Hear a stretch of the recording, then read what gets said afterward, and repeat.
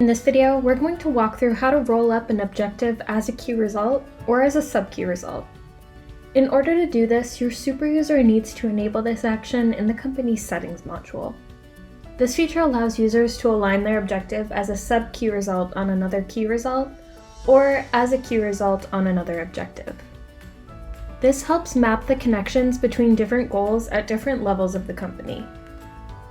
First, find the objective you would like to roll up and click the ellipsis icon. Select Align.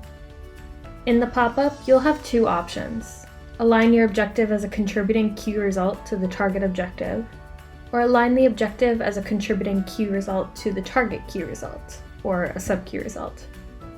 Depending on which roll-up action you want to take, make your selection. Once you make your selection, the available objectives and key results you can select to roll up to will appear in the pop-up.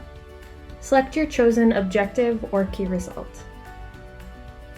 Once you've made this alignment, you'll be able to view it in your OKRs view, as well as your alignment web in the Home module. For more information on bottom-up alignment, be sure to visit our Help Center, and don't forget we're available 24/7 in the live support chat right on your Profit.co platform.